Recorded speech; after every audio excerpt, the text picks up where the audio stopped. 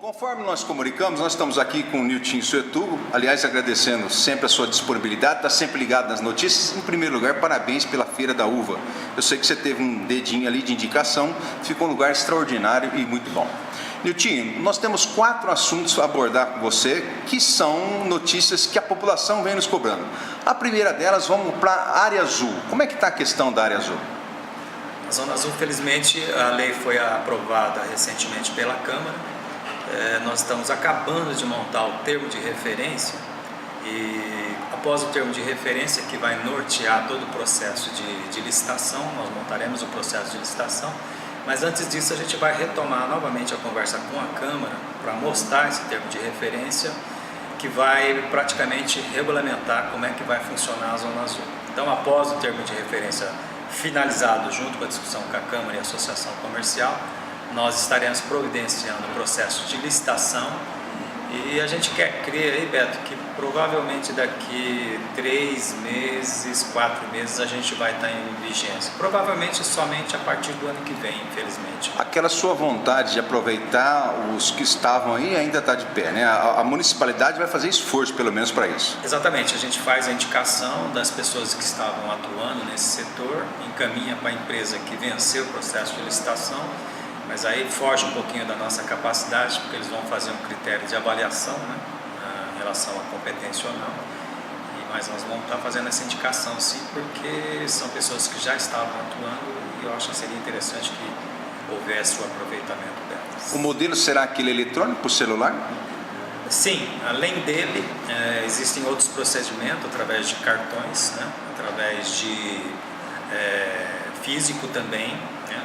Só que nós temos a concepção de que há necessidade de ter uma gama bem grande de venda de oportunidades para o usuário. Então o usuário não vai ter que ficar correndo atrás das coisas para poder estar utilizando a Zona Azul, né? Então vai ter uma série de condições para que as pessoas tenham um acesso facilitado à aquisição do cartão ou qualquer coisa que valha.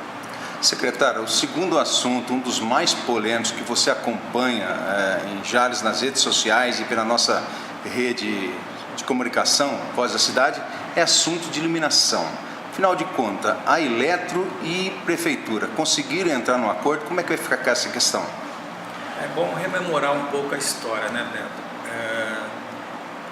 Nas administrações passadas foi feito um processo de licitação para a contratação de uma empresa privada para fazer essa manutenção.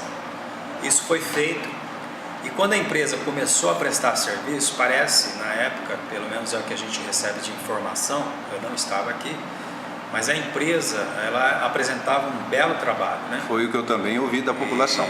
E essa empresa fez grandes investimentos na sua empresa para poder prestar serviço. Mas nesse inteirinho, a administração houve por bem entrar com uma ação na justiça, solicitando que a Eletro voltasse a prestar esse tipo de serviço. Aí não discuto a questão dessa opção administrativa, não vem ao caso, e a justiça deu ganho de causa para a prefeitura e a Eletro foi obrigada a retomar esse serviço. Então hoje a Eletro faz esse tipo de serviço. A gente entende que a Eletro não tem interesse em fazer esse tipo de serviço, né? Por quê?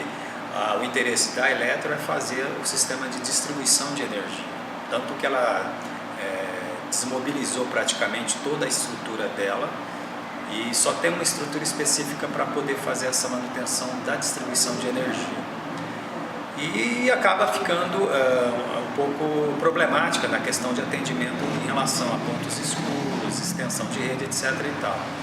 E a gente vendo esses problemas e sentindo esses problemas de perto, porque a população reclama, existem várias reclamações no 0800 e a gente buscou uma outra alternativa, né? Então nós buscamos uma discussão e a gente acha por bem que esse contrato com a Eletro cesse.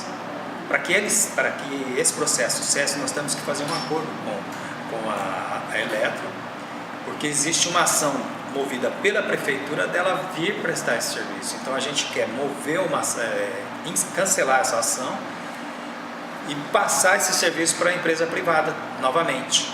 Então, evidentemente que houve a ação administrativa, mas essa administração, a administração do FLA, entende que o melhor caminho para a gente resolver esses problemas que são bastante corriqueiros, né, e tem trazido aí um desconforto para a população, essa administração entende que há uma necessidade de avançar nessa área, de melhorar esse serviço. E para que a gente faça a melhoria desse serviço, é interessante que a gente traga uma empresa que tenha exclusivamente a experiência, né, nesse setor, para a gente poder atender a comunidade. Então existem muitos pontos escuros, existem muitos problemas de extensão de rede de energia que a gente tem que avançar. E não é só isso, nós temos que modernizar. Eu acho que um exemplo bem típico disso, Beto, é a substituição que nós fizemos das lâmpadas que iluminam o viaduto. Só para você ter uma ideia, houve uma economia de quase 65% no gasto de consumo de energia somente no viaduto. Ali são luzes de LEDs? Antigamente eram de vapor metálico e nós colocamos LED, né? Isso dá uma economia muito significativa para o município. Então, a tendência é essa. Nós fizemos uma primeira reunião, que a Eletro veio nos procurar, sentamos, ela acenou favoravelmente ao rompimento desse contrato, porque é ela que tem que manifestar, e nós vamos reclamar na justiça que essa ação seja cancelada, justificada aí pelo número de reclamações. Voltando a essa atribuição, nós faríamos um processo de licitação que a gente já está montando, para que uma empresa privada assuma essa responsabilidade e a gente consiga atender a comunidade. Há uma reclamação muito grande e, nesse sentido, após esse rompimento de contrato, segundo informações dos representantes da Eletro, eles disseram que, se rompido o contrato, o município vai receber um valor de R$500 mil para substituição de lâmpadas que existentes por lâmpada iluminação LED, o braço e a luminária. E a iluminação de R$500 mil, quer dizer, isso é um grande avanço também, né? Ela está vendo que o município de Jales tem esse interesse e seria uma espécie de um presente que a Eletro estaria dando para nós, seria de bom grado para nós, mas nós temos que avançar mais. Então, dentro desse processo de licitação que a gente está terceirizando esse serviço, nós temos um montante de aproximadamente R$600 mil que nós vamos estar utilizando esses recursos para a gente fazer a substituição das iluminações ornamentais, tudo por LED, porque essa ornamental a gente paga a conta para a Eletro e nós precisamos reduzir essa conta, que é bastante alta. Então, se a gente conseguir substituir todas essas iluminações, nós vamos cair muito o que a gente paga para a Eletro e vai sobrar recursos para a gente fazer esse reinvestimento. Dentro desse processo de 600 mil, nós vamos estar incluindo também a extensão de rede e também a colocação de novos pontos escuros que estão deficientes no nosso município. Então, acho que a gente vai avançar muito, Beto, nesse sentido. Nós temos um avanço nessa licitação de 600 mil e talvez aí mais R$500 mil que virá da Eletro para a gente poder avançar. E o grande avanço é a gente fazer um projeto de substituição de todas as iluminações públicas por luminárias LED. Esse é o nosso objetivo. Talvez a gente não conseguisse em 4 anos, mas se a gente conseguir avançar um percentual significativo durante esses 4 anos, vai haver uma economia significativa e, principalmente, a questão de segurança pública. Você melhorando a iluminação, você melhora as questões, como você mesmo destaca, de segurança pública. E a gente tem que atender até onde nós estivermos ao nosso alcance. Então é uma briga, mais uma briga que a gente vai enfrentar e eu acredito que a gente vai vencer sim. Bom, então até então, praticamente, a questão de iluminação pública e área azul caminha-se junto para uma licitação que deve as duas paralelamente se resolverem até o final do ano. Sim. Terceiro assunto, secretário, é um assunto também polêmico. Eu sei que o seu cargo é um dos mais espinhosos que aqui, porque você tem que mexer e mexer com costumes, né? E eu digo isso porque é o seguinte: o cidadão, ele quer mudanças na política, ele quer mudanças no poder público, mas às vezes ele não quer aceitar essa mudança. Existem costumes que foram feitos errados, como é a questão da área azul, quer dizer, os próprios comerciantes estavam prejudicando, e precisa ter consciência disso, o estacionamento rotativo, e as pessoas têm que ter essa consciência. E daí a gente tocou num assunto que é outro polêmico, que sempre é trânsito. E nessa questão de trânsito, me questionaram o seguinte: Beto, você poderia levantar uma reportagem sobre as questões de guias rebaixadas? Então, constrói-se lá o seu escritório, o seu estabelecimento, faz a guia rebaixada para estacionar os carros daquele estabelecimento ou do cliente, e o pessoal reclama, né? Me parece que numa conversa em off, né, eu já passou alguma informação, teria que ter uma mudança na lei, né? E daí eu já aproveitar esse gancho, se tiver mudança na lei, quer dizer, construíram diante daquilo que a lei fala atualmente. Como é que fica essa questão se você mudar a lei? Então, existe até uma manifestação já da promotoria, porque houve uma manifestação por parte de um cidadão reclamando, e ele acabou encaminhando essa reclamação ao Ministério Público. O Ministério Público remeteu para que a gente informasse. Eu fui até o Ministério Público conversar com o doutor Eduardo Tintani, que agora é o responsável por esse setor urbano, explicando o seguinte: existe uma lei que está estabelecida através do Código de Postura vinculado ao Plano Diretor, e o Código de Postura estabelece alguns critérios, e existe um erro, né, nessa lei, porque, vamos tentar explicar isso mais didaticamente. Você tem um terreno dentro da área central da cidade de 10 metros na sua frente. Pela lei, você pode recuar o seu prédio, né? Então você pode construir o teu prédio recuado dentro de uma faixa que caiba um carro. Vamos supor, um carro que tenha 5 metros, você recua 5 metros, e você pode rebaixar a sua totalidade. Se você tem uma testada, uma frente de 10 metros, você pode rebaixar ele na totalidade. A lei permite isso, então você pode rebaixar. Acho que a lei não é correta. Eu acho que a gente teria que ter dentro da área central uma certa limitação de percentual de rebaixamento de guia. Por quê? Como a gente tem uma concentração excessiva de comércio dentro do quadrilátero central do município, se todo mundo começasse a afastar o prédio, reformar seu prédio e recuar, não haveria sobra de vagas para a Zona Azul, por exemplo, né? Para idosos, para todo tipo de estacionamento. Então essa lei, do jeito que ela está, ela teria que ser alterada, porque ela fala de no mínimo 3 metros. Quando ela fala o mínimo, então você pode ter o máximo, né? Então ela tem uma incorreção, e isso foi explicado para o promotor, vou estar respondendo para ele, e já antecipei que essa alteração de lei, ela deve ir junto com, ela poderia até ir antes, mas eu acho que é mais prudente a gente seguir junto com a revitalização do plano diretor que está caminhando. Nós estamos finalizando esse plano diretor, com todas as revisões do plano de postura, código de edificações, código de vigilância sanitária, para que a gente possa encaminhar para a Câmara e começar uma discussão. E dentro dessa lei a gente faz a alteração dessa questão.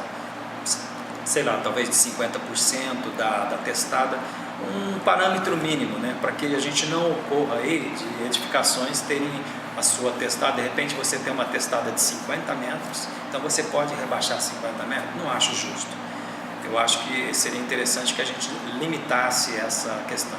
Evidentemente que isso vai para a discussão para a Câmara e vai também para a audiência pública, né, e aí a população pode se manifestar nesse sentido. Existem outro problema também, que dentro da lei já estabelece que nas esquinas de postos é proibido o rebaixamento de guias. Se você for fazer uma verificação disso, todos eles estão rebaixados. Todos eles estão rebaixados. Mas isso já confronta com uma lei federal. O CONTRAN estabelece que há proibição de rebaixamento dessas guias. Eu vou estar fazendo uma reunião com esses empresários para que a gente possa discutir isso, né? E provavelmente eles vão ter um prazo um pouco mais dilatado para adequar a lei federal, não a municipal. A municipal repete e se reporta a federal, que é maior. Então é outro problema que a gente tem que enfrentar. E é assim, né, Beto? Infelizmente a comunidade vive cheia de conflitos. E normalmente a sociedade, às vezes ela pensa mais individualmente do que coletivamente. Nós estamos numa tarefa árdua, mas é uma obrigação nossa, uma obrigação minha, fazer o cumprimento em detrimento ao público, não em detrimento ao individual, né? O coletivo prepondera sobre o individual. Então, quando existe uma lei, a gente tem que fazer cumprir. E quando ela está errada, nós temos que corrigi-la para poder avançar. E uma cidade só avança se a gente faz a exigência disso e a comunidade respeita. Normalmente a comunidade não respeita. Normalmente ela pensa por si, ela individualiza, ela acha que o individual prepondera sobre o coletivo e isso realmente cria esses conflitos. E infelizmente a gente tem que ter uma pessoa para poder assumir essa responsabilidade. A gente está aqui para isso. Então eu vou assumir essa responsabilidade, é uma obrigação minha, é uma obrigação da administração pública sanear esses problemas. E são inúmeros os problemas, né? Então às vezes a gente não tem o tempo adequado para correr com tudo, né? Então a gente está avançando gradativamente nesses processos de correção, tanto da Zona Azul, das guias rebaixadas, do plano diretor, todos esses problemas nós vamos enfrentar, nós vamos assumir e eu quero que nesse período em que a gente estiver aqui, a gente possa avançar um pouquinho, oferecendo uma sociedade mais justa. Você fala em sociedade mais justa, a sociedade está questionando, a sociedade está procurando e esse é o nosso último assunto, né? Eu mandei um áudio a mais de 5.000 pessoas, você ouviu esse áudio, em que um cidadão me questiona: Alberto, fulano de tal, sempre teve aquele pátio onde guarda os veículos apreendidos, eu nunca ouvi falar que teve licitação, ninguém toca nesse assunto, e você tocou nesse assunto, né? Como fica a questão do pátio do Detran, onde os veículos são recolhidos? Existe um contrato do Estado com o município, né? E a gente estava aguardando a alteração desse contrato, porque houve uma solicitação do Detran daqui de Jales, para que a gente aguardasse essa alteração para poder fazer a renovação desse contrato e posteriormente ver o contrato que a gente tem do município. Infelizmente, esse contrato do Estado não foi alterado, aí nós pedimos a prorrogação. Nesse momento em que a gente pediu, eu estava aguardando a alteração do contrato do Estado, venceu o prazo de contrato que o município tem com uma empresa de Jales, né? Esse contrato já havia sido renovado, né? E não permite mais a renovação, essa concessão. Então existiu lá atrás, um tempo atrás, uma licitação, foi vencida por uma empresa e essa empresa veio exercendo esse poder de fazer esse controle de recolhimento de veículos. E esse contrato cessou. Então, hoje nós não temos mais esse contrato. Ela está fazendo essas atividades vinculadas com o Estado, recolhendo os carros normalmente. O Detran faz a fiscalização e está seguindo, mas não existe mais o contrato. Como esse contrato cessou, nós estamos montando novamente um termo de referência também para poder fazer essa licitação. Então, vai haver uma licitação. Provavelmente nós vamos estar fazendo ainda esse ano também. Só que nós vamos alterar todo o procedimento. Eu acho que a gente tem que avançar também nesse setor, né? Nós temos que ter um controle mais efetivo disso, que não havia, né? O contrato não era muito efetivo, né? Não estava trazendo um pouco de transparência para a gente quer que a coisa funcione de forma legal e transparente. Então vai ser feito um termo de referência, vai ser feito um processo de licitação aberto ao público, participar de qualquer empresa que tenha interesse, e nós vamos ditar umas regras que estão estabelecidas através do governo do Estado. Então, esse processo deve virar esse ano, nós vamos lançar esse edital que vai ser publicado, vai ser comunicado com a imprensa, para a gente poder oferecer um controle mais eficaz e uma fiscalização mais eficaz nesse setor. Então, o processo de licitação vai ser feito sim, e a população fica tranquila em relação a isso, vai ser transparente o processo. Bom, secretário Niltinho Setúbal, eu agradeço, né, pela sua presença, sua transparência, a sua disponibilidade e a sua atenção de estar sempre respondendo aos questionamentos da população. A gente acompanha, né, e nós vamos exibir muito prazer essa entrevista. Muito obrigado pelas informações. Eu que agradeço, eu sempre falei, nós estamos sempre à disposição. Cabe a nós a responsabilidade de organizar a cidade, e eu estou aqui para isso. Não tenho preocupação nenhuma de pressões, eu estou muito tranquilo nisso, porque atrás de mim tem a administração do FLA que me dá toda a liberdade para agir dentro da lei. Infelizmente a gente tem que corrigir algumas coisas que às vezes não contenta muita gente, mas eu também não estou preocupado com isso não. Nós temos que fazer uma coisa da maior forma transparente, legal, para que a gente possa resgatar um pouquinho da credibilidade que a população perdeu em relação ao poder público. Muito obrigado.